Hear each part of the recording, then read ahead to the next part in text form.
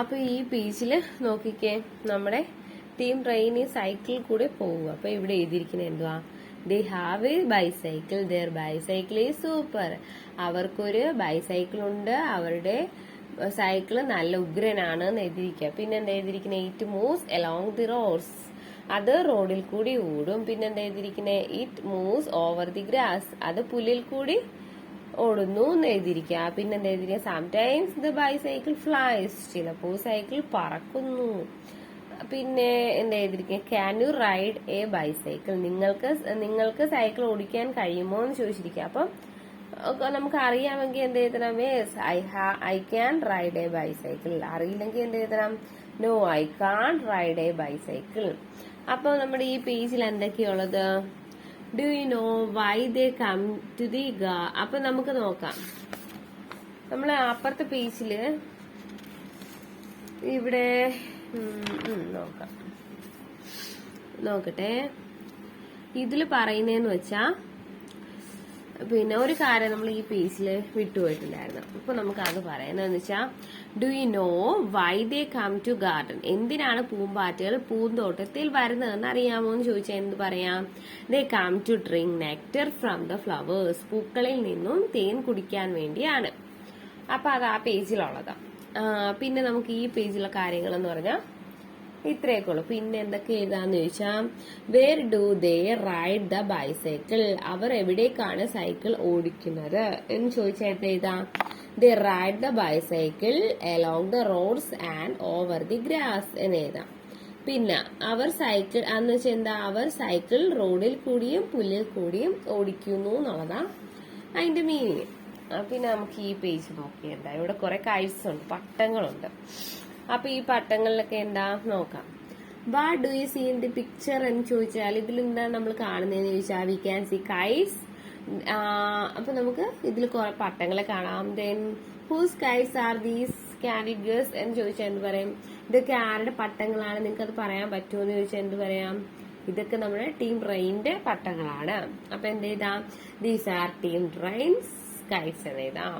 പിന്നെ അപ്പൊ ഇത് ടീം റെയിന്റെ പട്ടങ്ങളാണ്. Which one is Ritu's kite, ഏതാണ് ഋതുവിന്റെ കൈറ്റ്? അപ്പൊ ക്യാൻ യു ഐഡന്റിഫൈ ഇറ്റ് എന്ന് ചോദിച്ചാൽ നിങ്ങൾക്ക് അത് തിരിച്ചറിയാൻ കഴിയുമോ എന്ന് ചോദിച്ചാൽ, ഋതുവിന്റെ പട്ടം ഏതാണെന്ന് ചോദിച്ചാൽ എങ്ങനെ കണ്ടുപിടിക്കാം? അപ്പൊ blue kite is Ritu, blue kite ആണ് ഋതുവിന്റെ first letter of her name is written on her kite, അവളുടെ പേരിന്റെ first letter R. It is written on the kite, R അവളുടെ കൈറ്റിൽ എഴുതിയിട്ടുണ്ട്. അപ്പം നമ്മുടെ ബ്ലൂ ആണ് ഋതുവിന്റെ പട്ടം എന്നുള്ളതാ. അപ്പൊ എന്തുകൊണ്ടാന്ന് വെച്ചാൽ അവളുടെ പേരിന്റെ ആദ്യത്തെ അക്ഷരമായ R ഈ പട്ടത്തിൽ എഴുതിയിട്ടുണ്ട്. അപ്പൊ അതേപോലെ തന്നെയാ ബാക്കിയുള്ളത്. അപ്പൊ എന്ത് ചെയ്താ പിന്നെ അപ്പൊ എങ്ങനെ മനസ്സിലാക്കാന്ന് വെച്ചാൽ, likewise Ami's, Ima's and Nilu's first letter of their names are written on their kites. അതുപോലെ തന്നെ ആമിയുടെയും ഇമയുടെയും നിലുവിന്റെയും പേരിന്റെ ആദ്യാക്ഷരം അവരുടെ കൈറ്റിന്റെ മുകളിൽ എഴുതിയിട്ടുണ്ട്. അപ്പൊ മനസ്സിലാക്കാലോ, കാരണം ആമിയുടെ എയും ഇമയുടെ ഐയും അതുപോലെ തന്നെ നിലുവിന്റെ എന്നും ഒക്കെ ഇവിടെ എഴുതിയിട്ടുണ്ട്. പിന്നെ ഇവർ ഓരോരുത്തരും എന്തൊക്കെയോ പറയുന്നുണ്ട്, അത് നമുക്ക് നോക്കാം. ഇപ്പൊ നമ്മുടെ ഋതു പറയുന്ന I won എന്ന് വെച്ചാൽ ഞാൻ ജയിച്ചു എന്ന്. അപ്പോഴത്തേക്കും നമ്മുടെ എന്താ ഈ ആമി പറയാ നോട്ട് യു, നീ അല്ലാന്ന് പറയുക. അപ്പോഴത്തേക്കും ഇമ എന്താ പറയുന്ന, നോ ഇറ്റ് ഈസ് മീ, അല്ല ഇത് ഞാനാന്ന് പറയുക. അപ്പോഴത്തേക്കും നമ്മുടെ നിലു എന്ത് പറയുന്നേ, my KITE is flying high, എന്റെ കൈറ്റാണ് ഉയരത്തിൽ പറക്കുന്നത് എന്ന് പറയും.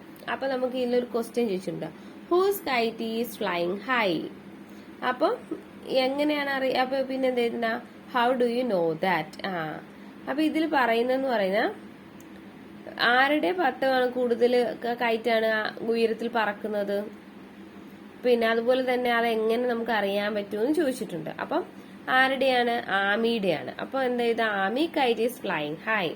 അപ്പൊ എങ്ങനെ അത് മനസ്സിലാക്കാം? The letter A on the kite shows that it is Aami's kite. അപ്പൊ ഈ കൈറ്റിലുള്ള എന്ന ലെറ്റർ വെച്ചിട്ട് ഇത് ആമിയുടെ കൈറ്റാന്ന് മനസ്സിലാക്കാം. അത് ഹൈറ്റിലുമാണ് പറക്കുന്നത്. അപ്പൊ അങ്ങനെയാണ് നമുക്ക് എങ്ങനെ മനസ്സിലായത്? Aami kite is flying high എന്ന് മനസ്സിലായത്. അപ്പൊ നമുക്ക് അടുത്ത പേജ് നോക്കാം. അപ്പൊ ഈ പേജിലെന്ന് പറയുന്നത്